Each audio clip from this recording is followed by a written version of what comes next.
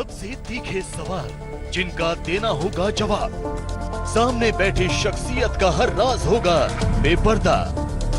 आज तक की पॉलिटिकल इन्वेस्टिगेटिंग टीम इंटेरोगेट कर रही है देश के दिग्गजों को।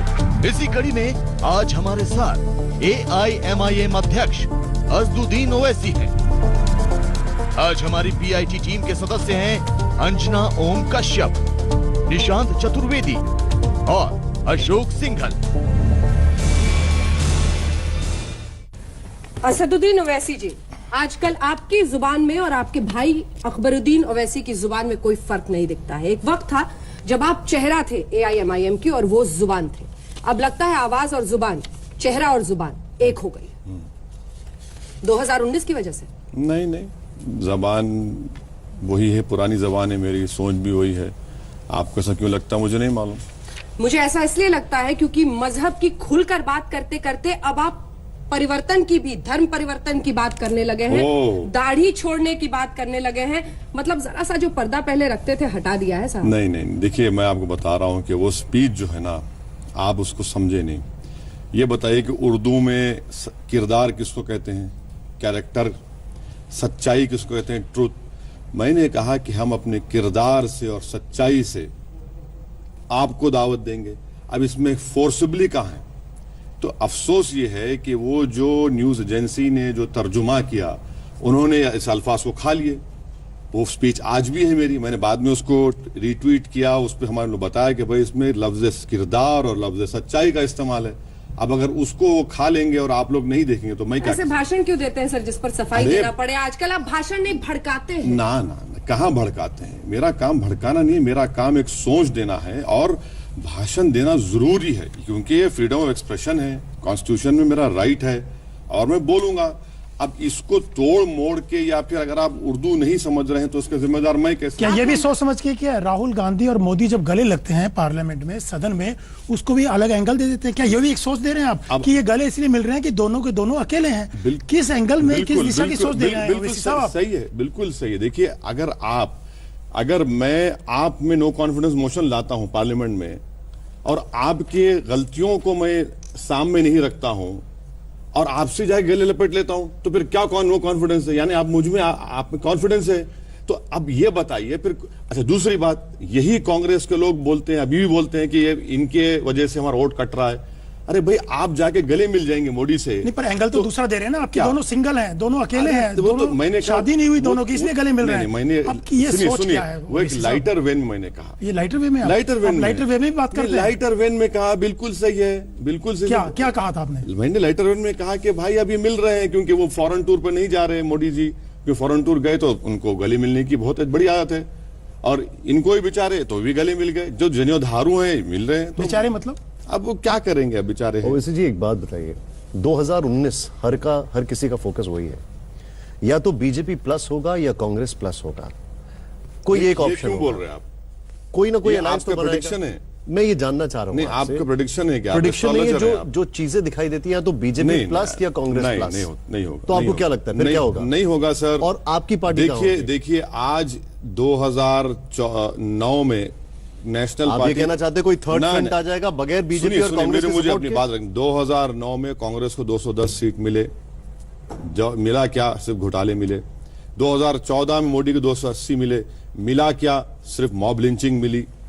तो अब मौका है रीजनल पार्टीज का। अब वो स्ट्रांग लीडरशिप नहीं चलने वाली। पार्टीज अपने आप सरकार बना लेंगी? आप प्रैक्टिकलिटी की बात करिए। मैं आपकी जिम्मेदारी के साथ कह रहा हूं कि आइंदा जो सरकार बनेगी उसमें बगैर कांग्रेस, बगैर बीजेपी, उसमें रीजनल पार्टीज का बहुत बड़ा रोल होगा। बगैर बीजेपी, बगैर कांग्रेस, बहुत बड़ा रोल होगा। उनके बगैर कोई सरकार नहीं बनेगी। आप किस एविडेंस और प्रूफ से ये बात बोल रहे हैं? मैं इसलिए कह रहा हूं कि जो मैं ग्राउंड पर देख रहा हूं, मैं टीवी स्टूडियो में नहीं रहता हूं, ग्राउंड पे रहता हूं। लोग आज बेचैन हैं, बेसब्री से इंतजार कर रहे हैं। लोग तकलीफ में हैं कि ये जो नैरेटिव दिया गया था कि एक स्ट्रांग लीडरशिप, स्ट्रांग पर्सनालिटी और 280 सीट लाई, ये कुछ नहीं हुआ। आप किसके साथ जाएंगे? किसके साथ है? रीजनल पार्टी के साथ जाएंगे? मेरा यकीनन मैं रीजनल पार्टीज के साथ हूं और मुझे मेरा मानना भी है कि ये जो स्ट्रांग लीडरशिप का जो नारा दिया गया था। और इनका लीडर कौन होगा? अरे इसमें देखिए, हिंदुस्तान इतना बड़ा देश है सर, आप मुल्क की तौहीन मत करिए। क्या आप समझ रहे हैं कि सिर्फ कांग्रेस और बीजेपी में शामिल लोग हैं? ये आप ही सोच नहीं, हरगिज मैं नहीं तो है। पूछ रहा हूं इस कौन होगा? मुल्क में हर पार्टी में बड़े बड़े काबिल लोग हैं जो इन दोनों कांग्रेस बीजेपी से अच्छा सत्ता दे सकते कौन हैं। प्रधानमंत्री अरे बन बहुत सकता है? बनेंगे, बहुत है, बहुत चलिए, ज्यादा अगला लोग हैं। सवाल, और 2 सवाल इसमें शामिल है। मुझे आपकी बातों से लग रहा है कि आप महत्वाकांक्षी बहुत होते चले जा रहे हैं राजनीति में। दूसरा आरोप आप कहते हैं, आपके अंदाज में बोलूं अगर आपकी इजाजत हो, जी। हम दाढ़ी और छोड़ेंगे, वो काटेंगे तो हम इसको और छोड़ेंगे। बिल्कुल। ये भड़काना नहीं है तो क्या नहीं। उनको भी छोड़ने पर मजबूर कर बिल्कुल, देंगे? बिल्कुल। इसका मतलब क्या है? आप कहते थे कि मोहन भागवत अगर छुरा दिखाएंगे तो वंदे मातरम नहीं बोलूंगा बोलेंगे, पीठ पे। बिल्कुल।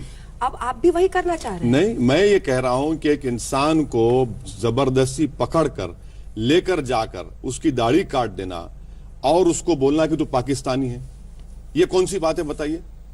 दाढ़ी छोड़ना तो मेरा एक फंडामेंटल राइट है। और अगर ये लोग ये हरकत क्यों कर रहे हैं कि डर पैदा किया जाए मुसलमानों में, डर पैदा किया जाए कि तुम अपनी इस्लाम की जो मुसलमानों की जो तुम्हारी शनाख्त है, जो संविधान हमको देता है, वो भूल जाओ। इसलिए मैं कह रहा हूं, आज भी कह रहा हूं कि मुझे कोई मेरी दाढ़ी को काटेगा मैं फिर छोड़ूंगा। उसी डर को आप एनकैश करके अपनी महत्वाकांक्षा को पूरा करना चाह हरगिज रहे नहीं, हैं। मैं तो डर दूर कर रहा हूं। कैसे? ये कहकर उन लोगों को, और जो लोग दूसरों को भी दाढ़ी बिल्कुल, छुड़वाओ। देखिए आपने- क्या मोटी दाढ़ी नहीं है मोदी के पास, क्या करेंगे उसको? आप निकाल देंगे क्या? एक मिनट, आप क्या लेकिन वो दाढ़ी ये कह रहे हैं ना मुसलमानी कि आता है? हम उनको भी दाढ़ी छुड़वाएंगे। किसको छुड़वाएंगे? मैंने ये कहा, उनको कौन है सर? मैंने ये कहा कि जो लोग हमारी दाढ़ी इसलिए काट रहे हैं कि हम मुसलमान हैं, हम दाढ़ी छोड़ेंगे, गर्दन काटेंगे भी तो इस्लाम पे रहेंगे, और हमारे किरदार से और सच्चाई से उनको कौन है सर? जो यही संघ परिवार के लोग, मतलब आप दूसरे धर्म के लोगों को ये दाढ़ी नहीं, छुड़वाएंगे? देखिए हिंदुत्वा में और हिंदू में जमीन आसमान का फर्क है। ठीक है, मैं हिंदुत्वा के लोगों से कह रहा हूं कि हम अपनी सच्चाई से और हमारे किरदार से कैसे पहचान होगी? बिल्कुल होगी। अगर ये लोग भड़क गए, आपकी बातों में आ गए, कौन? कल को किसी के जो हरगिज आपके नहीं। भाषण ना, वहां ना, पर हरगिज। अरे सर अपना अंदाज तो देखिए भाषण हरगिज देते नहीं है वक्त। मैडम, देखिए वो वैसी जी बिल्कुल सुनिए, अलग होते हैं, बिल्कुल गलत बात है, बिल्कुल रमे होते हैं जनता बिल्कुल। में। देखिए इखलाक को मारा गया, कासिम को मारा गया, रकबर को मारा गया, जुनैद को मारा गया, पहलू खान को मारा मोहसिन गया। को मारा गया, पेलू खान को मारा गया। कौन सा रिएक्शन हुआ? और वही जाटों को रिजर्वेशन नहीं दिए, पूरा हरियाणा एक हो गया। वही मराठा रिजर्वेशन देख लिया आज क्या हो रहा है तो आप महाराष्ट्र अकेले में। मुसलमानों के रहनुमा आप ही हैं हरगिज क्या? नहीं, तो हरगिज क्यों नहीं नहीं, आपको हरगिज नहीं, आंध्रा मैं के कभी बाहर, रहूंगा। महाराष्ट्र के बाहर लोग क्यों जमान जब्त होती है आपकी? बिल्कुल। ओवैसी साहब, बिल्कुल। दाढ़ी कटने की बात आती है, दाढ़ी छोटी करने की बिल्कुल, बात आती है, बिल्कुल। तो आपको लगता है आप ही के पास ठेकेदारी है क्या सिर्फ मुसलमानों की? बिल्कुल नहीं है सर, तो क्यों ठेकेदार नहीं एक्सेप्टेंस है आपकी 2 जगह के बाहर? बिल्कुल सही है। मैं कोई मुसलमानों का लीडर नहीं हूं, ना कभी बनूंगा, मगर मैं अपनी बात को बेबाक भड़काएंगे लोगों को। नहीं, बेबाक तरीके से सच्चाई को बयान करूंगा और मुझे कोई रोक नहीं सकता भारत इसमें। माता की जय की बात आती है अगर तो कहते बोले- हैं, मैं बोलूंगा नहीं बोलूंगा, क्यों नहीं बोलूंगा? कि बिल्कुल नहीं भारत बोलूंगा। को आप भारत माता नहीं मानते क्यों हैं क्या? आप हिंदुस्तान जिंदाबाद बोलने में आपको तकलीफ है? नहीं, उसमें क्या जय दिक्कत हिंद, है? जय हिंद अगर बोलने कोई में व्यक्ति तकलीफ ये है। कहेगा कि भारत देखिए, माता की जय बोली, उसमें आपको आपत्ति क्या है? बिल्कुल नहीं है, बिल्कुल मतलब आप नहीं। जो चाहेंगे वो होगा। नहीं, आप बोलिए, मैं आपका रट पुटक करूंगा, आप मुझे मजबूर नहीं कर सकते। नहीं, मजबूर नहीं, आप मजबूर नहीं कर लेकिन सकते। आपको उसमें सवाल खड़ा करना मोहन भगवत ने कहा था कि इनको बोलना पड़ेगा। मैं आपसे कह रहा हूं कि आप जबरदस्ती नहीं कर सकते। मैं जय हिंद बोलूंगा, हिंदुस्तान आप जिंदाबाद चाहते बोलूंगा। क्या है? क्या राजनीति है आपकी? क्या आप क्या राजनीति? चाहते हैं? मेरी राजनीति यह है कि जो कॉन्स्टिट्यूशन में फंडामेंटल राइट्स है उसका इंप्लीमेंटेशन हो, बस। क्या आपका फंडामेंटल राइट ये कहता है कि मुस्लिमों जिंदा रहना चाहते हो तो अपने उम्मीदवार को वोट दो? क्या ये भड़काऊ नहीं है? झूठ। मैं आपसे अभी चैलेंज कर रहा हूं, आपने ऐसा नहीं कहा। हरगिज नहीं कहा। मैंने कहा अपनी पार्टी के उम्मीदवार को आप वोट दीजिए, भीड़ की स्पीच है। तो मुझे- और उसके बाद हमने जब डाला उसको सही डाला तो आपने उसका नोटिस नहीं लिया। सुजवा में आतंकी हमले में जब शहीद हुए जवानों को लेकर आपने कहा था इसमें से 7 जवानों में से 5 मुस्लिम हैं। बिल्कुल क्या सही ये है। कहना जरूरी था? बिल्कुल सही है। इससे क्या मुसलमानों में देशभक्ति नहीं बढ़ेगी? और वो लोग जो सरहद क्या पार- आप फौज जो सुनिए, को कलर नहीं कर रहे हैं? जो लोग सरहद जब पार- आप ये सवाल जो बोलते हैं कि लोग सुरक्षा सुनिए, कर्मी में नहीं, जो लोग कितने सरहद मुस्लिम हैं, पार- ये जो लोग बताइए। सरहद पार बैठकर मुसलमानों के ताल्लुक गलत बातें कर, हम बता रहे हैं, उनको पैगाम दे रहे हैं कि हमारी देशभक्ति यह है कि हम इस मुल्क के लिए जान दे ओवैसी रहे साहब, हैं। जो फौजी है उसको मोटिवेट करने की जरूरत अरे, नहीं है। आपको बिल्कुल नहीं है, मगर हमको कोई जरूरत नहीं है हमको और आप उसको कोई बिल्कुल- मोटिवेट नहीं कर सकते। बिल्कुल नहीं है, बिल्कुल आप नहीं है, क्यों मगर गिना रहे हैं कि कितने फौजी मुसलमान हैं जो शहीद हुए? ये क्यों गिना रहे हैं? बिल्कुल आप? बोलना पड़ेगा। आप क्यों गिना रहे हैं कि सुरक्षा कर्मियों में कितने मुस्लिम हैं? जरा बताओ, ये सवाल क्यों पूछते हैं आप? अब ये सवाल सुन लीजिए। क्या दोनों के जवाब क्या- दीजिएगा। बिल्कुल। क्या आपने प्राइम मिनिस्टर 15 पॉइंट प्रोग्राम पढ़ा? नहीं पढ़ा आपने। उस 15 पॉइंट में 10 पॉइंट पर लिखा हुआ है कि माइनॉरिटीज जिसमें मुसलमान शामिल है उनका रिक्रूटमेंट बढ़ाएंगे। ये प्रोग्राम पिछले 11 साल से है। इस प्रोग्राम के तहत कितने माइनॉरिटीज का रिक्रूटमेंट हुआ उसका डेटा अवेलेबल है। मैंने ये मोदी जी से पूछा कि आप अपने 4 साल में अपने ही प्राइम मिनिस्टर प्रोग्राम में आपने क्या इंप्लीमेंटेशन किया? आपने हाल में कहा कि सेक्युलरिज्म आपको एक गाली समझ में आती है, जो भारत के संविधान की प्रस्तावना का हिस्सा है, जिसके बलबूते 17 करोड़ मुसलमान इस देश में रहते हैं, वो आपको गाली लगने लगी है। क्या वजह है? इसलिए कि जो संविधान में लिखा हुआ है हम उसकी मतलब को, उसकी रूह को समझे ही नहीं है, और सेकुलरिज्म का मतलब ये बना के रख दिए कि मुसलमान जो है सेकुलर नाम निहाद सेकुलर पार्टी गुलामी करे। सेकुलरिज्म का मतलब ये तो नहीं है ना मैडम कि हिंदुस्तान की लोकसभा में जो सबसे बड़ी पंचायत है उसमें से 4% मुसलमान जीत के आए। सेकुलरिज्म का हरगिज मतलब तो ये गलती तो इन सेकुलर पार्टीज की है, दूसरे पार्टीज की है। सेकुलरिज्म का मतलब तो ये नहीं है कि बीजेपी एक मुसलमान को टिकट ना दे गुजरात में, कर्नाटक में, यूपी में। सेकुलरिज्म का हरगिज मतलब तो ये नहीं है कि कांग्रेस के प्रेसिडेंट मंदिरों को जाए और मस्जिद को ना जाए। सेकुलरिज्म का मतलब तो यह नहीं है कि आप आरएसएस के हेडक्वार्टर पर जाकर जो मुसलमानों को सांप कहता है उस आदमी को आप बाजू लाकर अपने इफ्तार दावत में बिठा लेते हैं। मेरा मकसद सेकुलरिज्म को हमको इस्तेमाल किया गया। अगर आज सच्चर कमेटी अगर जो सच कह रही है तो झूठी है क्या? वो सेकुलरिज्म की वजह से। मोदी से बड़े दुश्मन राहुल हो गए हैं क्या आजकल? दोनों उतने बराबर हो चुके हैं क्योंकि दोनों भी हिंदुत्व आप आ चुके हैं। आजकल मजाक बड़ा उड़ाते हैं आप राहुल गांधी का। क्यों? अरे भाई मैं मजाक क्या उड़ाता हूं उनका? आपने कहा कि अगर नो कॉन्फिडेंस मोशन में जाके गले मिल जाते हैं तो मैं क्या करूं? क्या होगा अगर ऐसी नौबत आएगी कि कांग्रेस और तमाम अन्य पार्टियां मिलकर 2019 में सरकार बनाने की नौबत में आ जाए और राहुल गांधी को प्रधानमंत्री का उम्मीदवार स्वीकार कर लिया जाता है? मैं आपको सुनाता हूं। मैं जब निजाम कॉलेज हैदराबाद में पढ़ता था तो हमारे पब्लिक एडमिनिस्ट्रेशन लेक्चरर थे। हम ज्यादा पढ़ते नहीं थे, वो कैंटीन पे जिंदगी गुजारते थे हमारी। वो एक दिन पकड़ कर लेकर गए हमको, लेक्चर में बिठाए और बिठाकर मुझसे पूछे बोलो इंडियन डेमोक्रेसी क्या है। मैंने सर आप रहने के बाद हम क्या बोले? बड़े खुश हुए वो। उन्होंने मुझसे कहा कि सुनो इंडियन डेमोक्रेसी ये होती है, इंडियन डेमोक्रेसी स्वयंवरा की तरह है। कभी कभी वो जाकर किसी के बेकार आदमी गले में फूल का हार डाल देती है, तो वो इंडियन डेमोक्रेसी है। बेकार आदमी है राहुल गांधी। मैं बेकार नहीं कह रहा हूं, इंडियन डेमोक्रेसी हो सकता है, आवाम का फैसला हो, कोई बन जाए। आपको लगता है विपक्ष को रिप्लेस कर देंगे, राहुल गांधी को हटा देंगे, मोदी वर्सेस ओवैसी एक दिन लड़ाई हो जाएगी? मैडम मैं किसी को रिप्लेस करने नहीं आया हूं। मेरी लड़ाई पूरी संविधान के फंडामेंटल राइट्स की है, मेरी लड़ाई इंसाफ की है और मैं वो चाह रहा हूं मुझे मिले। मैं तो ये नहीं कह रहा हूं कि मुझे प्रधानमंत्री बना दो, मैं तो ये नहीं कह रहा हूं कि मुझे आसमान तारे तोड़कर ला कर दो। हर चीज का विरोध करना ही आपका काम है। क्यों नहीं करूं? 3 तलाक क्यों नहीं करूं? 3 तलाक क्यों नहीं करूं? 3 तलाक जब सरकार लेके उसका ये हिंदुस्तान है, ये हिंदुस्तान है। कोई चीज अच्छी तो महिला विरोधी है सर, कोई चीज तो होगी। आप महिला विरोधी हैं। कोई चीज तो अच्छी हो रही है। ओवैसी साहब कुछ भी अच्छा नहीं हो रहा क्या? हर चीज का विरोध करना आपको, ताकि आपको अच्छा लग रहा है। आपके 6 दिन आगे होंगे, मेरे तो दुनिया है। 3 तलाक आपके अकाउंट में 15 लाख आगे होंगे, मेरे पास तो नहीं है। 3 तलाक जब लेके आए महिलाओं के लिए, पूरा देश के अंदर महिलाएं स्वागत कर रही है आपकी बिरादरी की, आप उनको न्याय नहीं मिलने देना चाहते हैं। देखिए 3 तलाक के बारे में खुद मुस्लिम महिलाओं ने हिंदुस्तान के हर छोटे बड़े शहर में हजारों लाखों की तादाद में निकलकर उसको रिजेक्ट किया। कहां रिजेक्ट किया? बिल्कुल किया। और आप नहीं दिखाए तो मैं क्या करूं? अगर उसको रोका जा रहा है 3 तलाक को, उसमें क्या आपत्ति आपको? देखिए वो जो है ना वो महिला विरोधी है।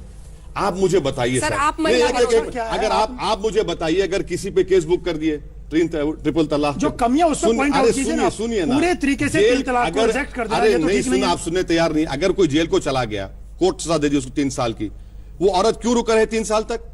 और 3 साल के बाद जब ये निकलेगा ये पागल, वो औरत बोलेगी आइए चलिए शादी अमेंडमेंट हो सकता है। एक सेकंड, एक दलील है मैं क्या बताती हूँ। ये जो आप नुस्ख एक एक करके बता रहे हैं, बहुत नुस्खे हैं उसमें। एक सेकंड, डिवोर्स में भी ऐसा ही होता है क्या? वो महिला बाहर छूट जाती है और उसके बाद जब भी जो केस चलता है वो आगे चलता है, वो अलग हो जाती है। 3 साल तक औरत फंसी रहे क्या? वो जिससे बनकर शादी कर सकती है? कैसे नहीं कर सकती? नहीं कर सकती। यही तो हम बता रहे हैं आपको, उस कानून में लिखा हुआ है कि अगर उसको 3 साल तक इंतजार करे। बिल्कुल, कोर्ट अगर कन्विक्ट करेगा तो मैरिज विल एग्जिस्ट, वो बिल कह रहा है। आप बताइए, आप खुद महिला है, अगर कोई जेल हो जाती है किसी मर्द को तो 3 साल सजा वो औरत अटकी भी रहे, लेकिन वो और जब जेल से निकलेगा तो फूल कहार लेके बोलेगी आइए चलिए। इसका मतलब है कि ये बिल में है, ये बिल में है। 3 साल तक जब वो जेल में रहेगा उतनी देर मतलब ये डाउट रहेगा, शादी रहेगी। क्या बात कर रहे हैं? सब गुनहगार होगा तभी तो वो जाएगा जेल में। अरे गुनहगार भी हुआ तो शादी क्यों रहेगी फिर? शादी नल एंड वॉइड होनी चाहिए। नहीं हो, बिल्कुल होनी चाहिए। हलाला पर क्या सोचते हैं? हलाला तो है ही नहीं अब, इसलिए कि सुप्रीम कोर्ट ने कही दिया है उस जजमेंट में के ट्रिपल तलाक में होता ही नहीं है। सर पढ़े हुए तो आप लंदन के हैं, एक बात सुनिए। अरे पढ़े हुए तो आप लंदन के हैं, जजमेंट का हवाला दे रहा हूं आपको। आप सिर्फ इसलिए ऐसे कानूनों का विरोध कर रहे हैं क्योंकि आपको लगता है मोदी क्रेडिट ले जाएगा। अरे मोदी, नरेंद्र मोदी को क्रेडिट ना मिले। अरे मोदी एक मुसलमान को टिकट नहीं देता है गुजरात में, एक मुसलमान कर्नाटक में नहीं देता, और आप मुसलमान की वोट देने की बात करेंगे। और मोदी कहते हैं मुसलमानों की पार्टी। लेकिन महिला विरोधी आप हैं ना, आप ट्रिपल तलाक पे कुछ क्यों नहीं कर पाए? महिलाओं ने आपके पुतले फूके, महिलाओं ने आपके 3 तलाक में जब आपने विरोध किया, ट्रिपल तलाक के हम खिलाफ हैं। ट्रिपल तलाक में जो क्रिमिनल प्रोविजन लगा रहे हैं वो गलत है, वो महिला विरोधी है। अगर मोदी को इतनी मोहब्बत है तो आप एक 10,000 करोड़ का या 1,000 करोड़ का प्राविधान करिए ना बजट में कि जो मुस्लिम औरत को ऐसा होगा हम देंगे, गवर्नमेंट देंगे। नहीं, जो अन्य धर्म की महिलाएं हैं वो डिवोर्स होती है, उनके लिए तो कोई प्रावधान नहीं है, क्यों अलग से किया जाए? फिर आपको चाहिए वो बाजा बजाते हैं, हर बात पे पैसा आप बाजा बजाते हैं, मेरी माए बहने मुस्लिम माए बहने, अरे क्या बात है? तो किया ना उन्होंने, कदम उठाया ना। क्या किया? ट्रिपल तलाक पर आप क्या किया? मुस्लिम पर्सनल लॉ मैडम बोर्ड के एक बात, सुनिए, रकबर खां की बीवी बेवा हो गई, उसकी फिक्र नहीं है? इखलाक की मां मोहताज हो गई, उसकी बीवी बेवा होगी, वो महिलाओं की फिक्र नहीं है? कासिम को मारा गया, उसकी फिक्र नहीं है? शमशुद्दीन को दाढ़ी पकड़कर मारते हैं, उसकी बीवी की फिक्र नहीं है? अगर आप ये कहते हैं कि अभी का लॉ भी जो है वो ठीक नहीं है, तो इतने दिनों तक आप लोगों ने ट्रिपल तलाक को क्यों बर्दाश्त किया?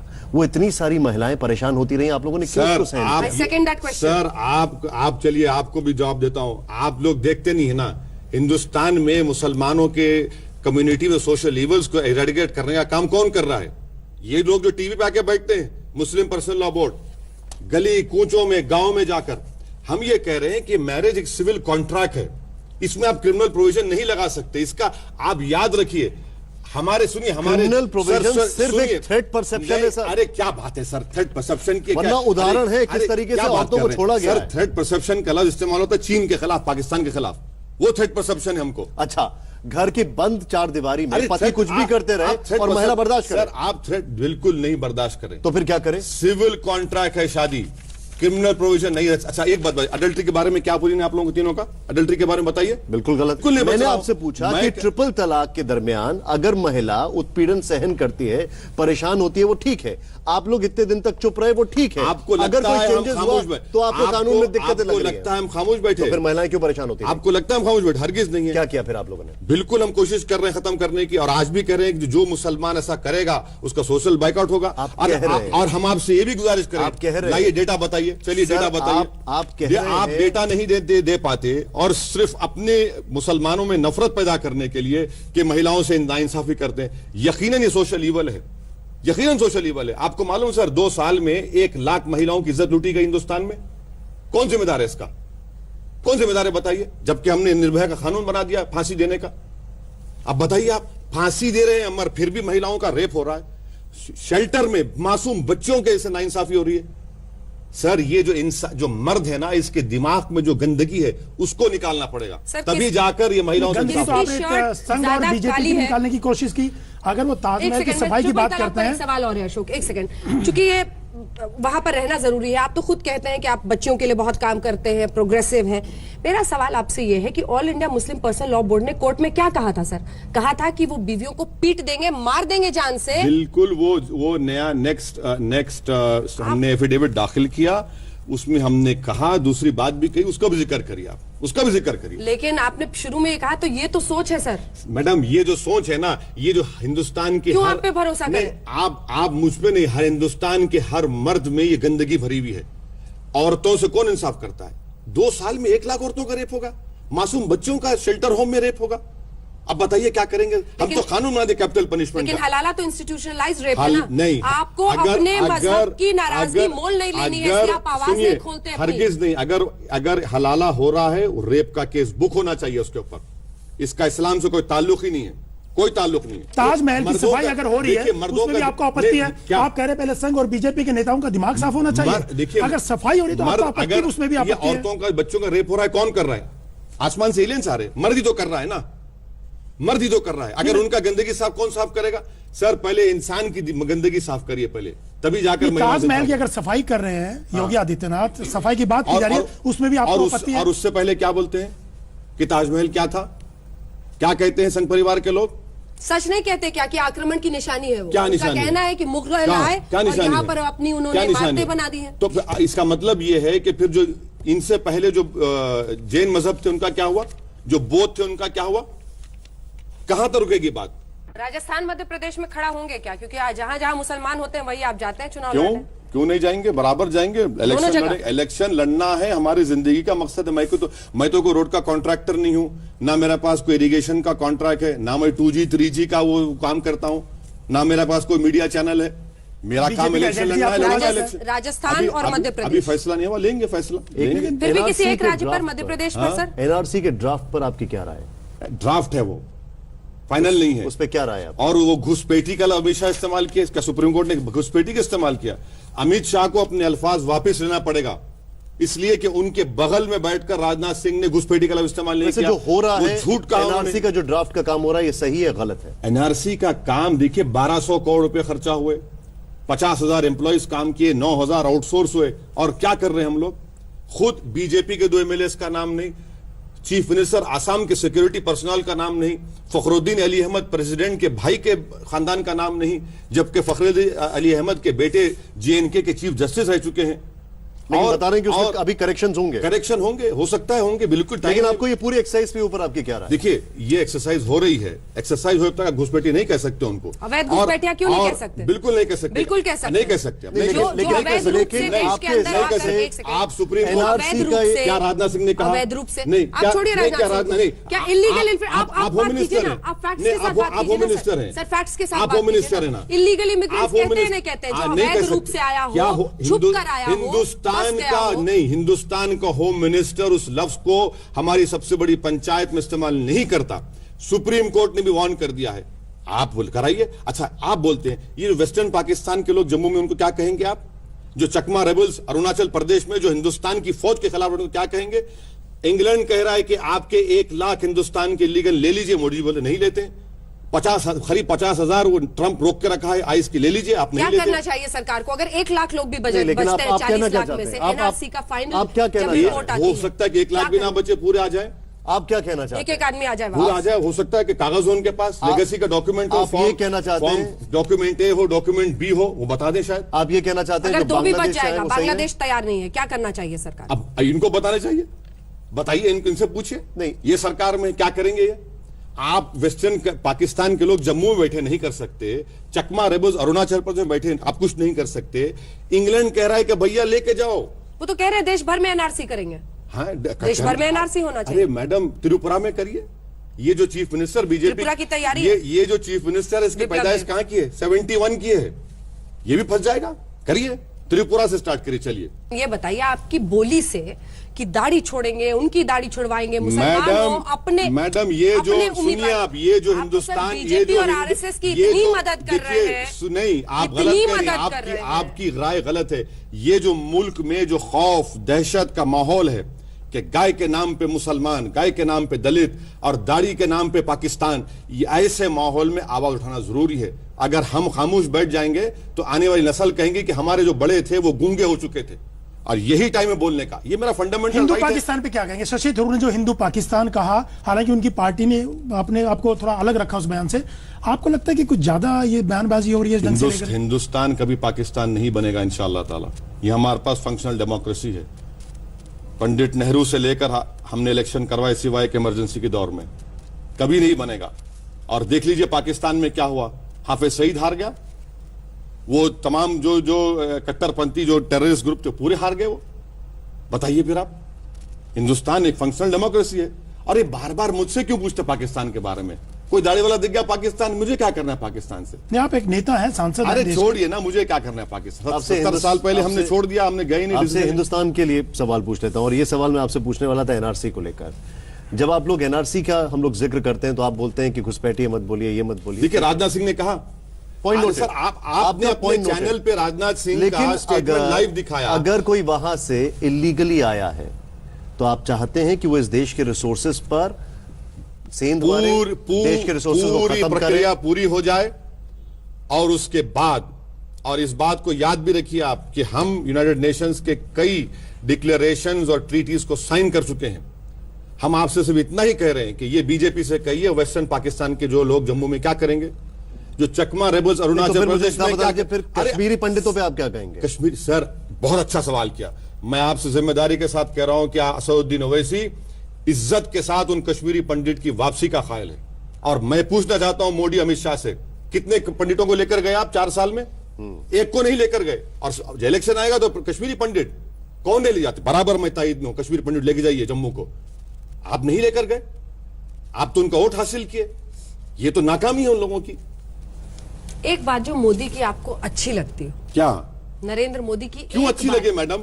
आप डरते होंगे, आप डर, मुझे अच्छी क्यों लगना क्यों जरूरी है? क्यों क्या लगता है आपको हम लोग डरते? अरे नहीं मालूम, देखिए कहीं कहीं स्क्रीन ब्लैक ना हो जाए, कहीं स्क्रीन ब्लैक ना हो जाए, आप फायदा पहुंचाते कहीं हैं स्क्रीन उनको, ब्लैक ना हो जाए, आप फायदा पहुंचाते कहीं हैं स्क्रीन उनको। ब्लैक ना हो जाए, कहीं से कोई कट ना कर दे, ये आप कहीं से इधर-उधर फोन निशाना ना आ मत जाए, मारिए सर, कहीं वापस आइए, वापस कहीं आइए से मुद्दे फोन ना आ पर। जाए आप लोगों को। वापस आइए, कहते हैं कि आप ही मोदी और अमित शाह का एजेंडा आगे ले जाते हैं। जो सवाल इन्होंने पूछा था आप गुस्सा गए थे, लेकिन नहीं गुस्सा नहीं है मैडम। अरे मैं तो 3 लोग मेरा 3rd डिग्री कर रहे हैं, मैं तो बैठा हूं आपके सामने। और ये अच्छी बात है, आजकल बिल्कुल। नेता बड़ा डरते हैं, सवालों चाहते हैं से कि घुमा सवाल क्यों रहे हैं? समझौते जो वाले अंजना भी पूछे। पूछ रही है, सवालों से अरे बच क्यों रहे कहाँ हैं? घुमा रहे हैं? आरोपों से डर क्यों रहे हैं? अरे आप खाली आरोप लगाना काम नहीं है आपका। ओवैसी अल्लाह साहब, से डरने वाले हैं, आरोपों ना पे जवाब मोदी से देना भी डरने आपका वाले काम है। हैं। तो आप सवाल पूछिए। हाँ, सवाल पूछ रही है अंजना। दो ही चीज पर आप बोलते हैं ओवैसी जी, एक तो मुसलमानों पर और एक दलितों पर। मुझे लगता है कि आपकी ये संविधान कोशिश पे है हर चीज, कि संविधान मुस्लिम मेरा और बेस दलित है, समीकरण, कॉन्स्टिट्यूशन मेरा बेस है। और संविधान में मुसलमानों की चीजें निकाल के बोलते हैं आप। क्यों? मुस्लिम प्लस आप देश की दलित। राजनीति क्यों आपको निकलते हैं? संविधान मुसलमान से की तकलीफ, राजनीति क्यों आपको करते हैं? तकलीफ क्यों संविधान से? आपको नहीं, संविधान से तकलीफ नहीं क्यों है। आप सिर्फ एक समुदाय अच्छा, की बात करते आपको हैं। तकलीफ आप क्यों देश की बात संविधान क्यों से? नहीं मजहब करते? विशेष की अगर आप क्यों देश की नेता बात बनी नहीं यही तो करते? परेशानी आपकी। देश की बात कीजिए। आप संविधान ओवैसी को, साहब, आप सिर्फ संविधान एक को नहीं समुदाय मानने विशेष वाले। की राजनीति अरे करते हैं। आप संविधान अपने आप को नहीं टैग मानने करके वाले। चलते हैं। नहीं, आप संविधान को नहीं मानने सब वाले। मानते हैं संविधान को मानेंगे तो देश चलेगा। सर, देश चलेगा, देश चलेगा संविधान से। संविधान में एक समुदाय विशेष की राजनीति करते हैं, उसी को चुनते हैं जो आपको कन्वीनियंट है। संविधान से देश चलेगा, संविधान से बिल्कुल चलेगा। संविधान नहीं है तो देश नहीं चलेगा। तो आपका भाई क्यों नहीं मानता संविधान? क्यों उसको बराबर मानता आप है? बोलते हैं कि 2 मिनट बिल- उसको अरे दीजिए। अच्छा ये बताइए कितनों पे केस बुक हुआ कि नरेंद्र मोदी ने जब गुजरात का राइट्स हुआ नहीं कहा था कि 1 के बदले 5 पैदा करते हैं? कि नरेंद्र मोदी ने नहीं कहा था कि जेम्स लिंगडो? अरे ओवैसी साहब, देखिए, आप ये बताइए आपका सबसे पसंदीदा नेता कौन है किसी भी पार्टी का? कोई है एक या कोई नहीं है? सिर्फ अपने से प्यार करते हैं आप? सुनिए, मैं आपसे फिर से बात या को अपने कह आप रहा को ही पसंद करते हैं आप? हिंदुस्तान की सियासत में अंबेडकर जैसा, सिर्फ काशीराम को छोड़ के, काशीराम के बारे में आपने बोला है। अंबेडकर जैसा कोई पॉलिटिशियन अभी तक नहीं आया, और कोई नहीं इस देश के अंदर? बिल्कुल नहीं है। अंबेडकर का जिक्र किया, तो अगर सरकार SC/ST बिल पर कोई पहल कर रही है तो आपको उससे आपत्ति क्या है? आपने उनको क्यों बोला कि ये कांग्रेस का शाहबानो केस हो जाएगा? हाँ सुनिए, बड़े गजब का सवाल, आपने तो मुंह में गुलाब जामुन डाल दिया मुझे। सुनिए, अब आप देखिए कि शाहबानो का हमेशा बोलते बीजेपी वाले, उनके लोग आगे नहीं शाहबानो शाहबानो। आपने क्या किया अभी? कई शाहबानो मूवमेंट नहीं है कैसे कि सुप्रीम कोर्ट का जजमेंट आ गया इसके खिलाफ। अरे आप देखिए, अब सुनना पड़ेगा। नहीं, सुनना अब सुनना पड़ेगा। एक मिनट काउंटर भी नहीं सुनिए, काउंट सुनिए। अब आपके पास तो सुप्रीम कोर्ट जजमेंट आ गया, आपने वही किया ना, इसको अपीजमेंट बोलेंगे आप? मैं आपसे ये कह रहा हूं कि उस वक्त कांग्रेस को ना, इस वक्त बीजेपी को उस वक्त मुसलमानों से ना उनको उस वक्त मुसलमानों से मोहब्बत थी, ना इनको दलितों से मोहब्बत है। ओवैसी जी इस बात से परेशान है कि जो मुस्लिम दलित का कॉम्बिनेशन है वो टूट जाएगा? मॉरली ये कुछ भी हो, लेकिन पॉलिटिकली बीजेपी के लिए ट्रम्प कार्ड है। सर सुनिए, 4 महीने लग गए मोदी साहब को आते आते। मार्च 20 को जजमेंट आया और आज भी कह रहा हूं ये बिल में बहुत कमजोरियां हैं। मुझे डर है कि कहीं ये सुप्रीम कोर्ट स्टे ना लगा दे। डर इस बात का है या डर दलित वोट बैंक खिसकने का है? अरे सर, दलित तो निकल चुका है, दलित तो सवाल ही पैदा नहीं होता। ये जो मूछ रखने पर मारना, घोड़ी पर बैठने पर मारना, शादी की बारात लेकर नहीं जाना, आप समझ रहे मोदी को वोट देंगे? हिंदुस्तान का दलित आज बेचैनी से इंतजार कर रहा है। ये बिल पे अब मुझे डर है, क्योंकि जस्टिस गोयल ने जो बातों पर लिखा था उसको अब दूर नहीं किए और उनको आपने एनजीटी का चेयरमैन बना दिया। आप ये समझ रहे हैं कि बिल लाकर कुछ हो जाएगा? आप इसको 9 शेड्यूल में क्यों नहीं डालते? 2019 का चुनाव कैसे देखते हैं आप? मोदी वर्सेस राहुल होगा, वो तो फेसिस पे होगा, अगर वो होगा, अगर मुद्दा होगा तो सबसे बड़ा मुद्दा अगर वो होगा तो फिर तो गई बात, गई भैंस पानी में। वो तो नहीं होना चाहिए। क्या होना चाहिए? होना चाहिए कि Modi versus regional parties, Modi versus regional parties.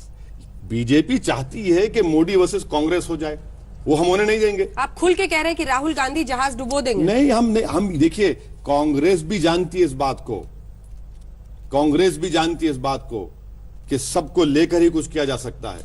वो बोल नहीं रहे हैं, मगर उनको भी मालूम इस बात का एहसास है उनको कि भाई सबको लेना पड़ेगा।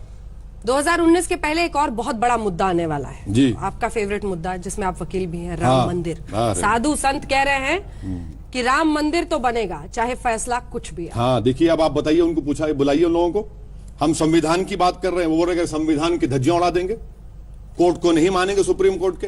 कौन है लोग? ये लोग क्या कानून बना दिए? ये मुल्क को चला रहे हैं कि आस्था की बुनियाद पर आप जो चाहे कर लेंगे, कोर्ट का फैसला जो भी आए ना आए हम कर लेंगे। अनारकी हो जाएगी मुल्क में। मैडम बाबरी मस्जिद बननी चाहिए वहां नहीं, मैं बिल्कुल, मैं हमेशा कह रहा हूं कि इस कोर्ट का फैसला आने दीजिए, कोर्ट के फैसले के हर एक को पाबंद होना है, मैं भी पाबंद होऊंगा। तो आप तो कह रहे बाबरी मस्जिद बननी अरे चाहिए। सर, अगर कोर्ट का फैसला मेरे हक में आता है क्या करेंगे आप? कोर्ट के फैसले की से पहले आप तो कह रहे कि नहीं, ये होना चाहिए। नहीं, कोर्ट का फैसला आएगा, आस्था की बुनियाद पर नहीं आएगा, जो सुप्रीम कोर्ट ने भी कह दिया कि एविडेंस की बुनियाद पर होगा फैसला। अभी तो इस्माइल फारूकी का डिसाइड करेंगे कि क्या इस इस्माइल फारूकी क्वेश्चन को कॉन्स्टिट्यूशन बेंच को रेफर करना है, उसके बाद देखिए क्या होता है। 100 करोड़ की आस्था वाले राम मंदिर से असदुद्दीन ओवैसी को परेशानी। मैडम, राम मंदिर से, राम में जिसको आपको आस्था है, किसी को, मुझे उससे कोई तकलीफ नहीं है, यकीन होना चाहिए। मैं आपसे कह रहा हूं कि यह मसला जो है कॉन्स्टिट्यूशन बेंच पर है, यह मसला एविडेंस का है, और जब कोर्ट का फैसला आएगा तो कोर्ट का फैसला ना मेरी आस्था पर ना आपकी आस्था पर दिया जाएगा। कोर्ट का फैसला आएगा तो लॉ ऑफ एविडेंस की बुनियाद पर आएगा, और जो डॉक्यूमेंट जो पेश कर सकेगा। लेकिन एक अलग दुनिया है जो इंसानी सोच पर भी चलती है, आस्था पर चलती है। मक्का मदीना और वहां पर जो आस्था है, और ऐसे ही राम की जन्मभूमि को लेकर जो आस्था है। मक्का मदीना की जो आस्था है ना मैडम, वो कॉन्स्टिट्यूशन से टकराती नहीं है।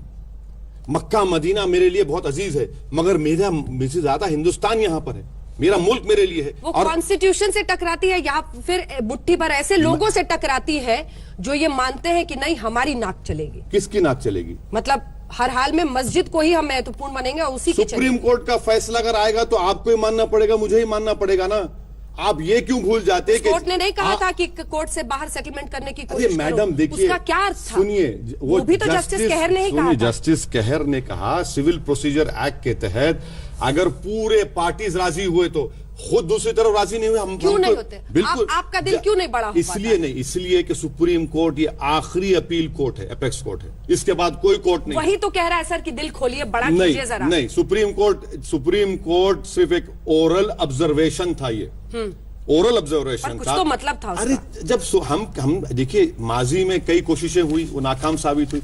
आज आप कराइए, सुप्रीम कोर्ट तो देख रहा है, सीज ऑफ द मैटर है, सुप्रीम कोर्ट का आएगा फैसला, देखेंगे क्या होता है। उससे पहले आपने अच्छा सवाल किया, कभी उनको बुलाकर पूछे थर्ड डिग्री में, क्या भाई साहब आप बड़े हैं संविधान बड़ा है, आपकी आस्था बड़ी है संविधान बड़ा है, पूछ लीजिए उनसे।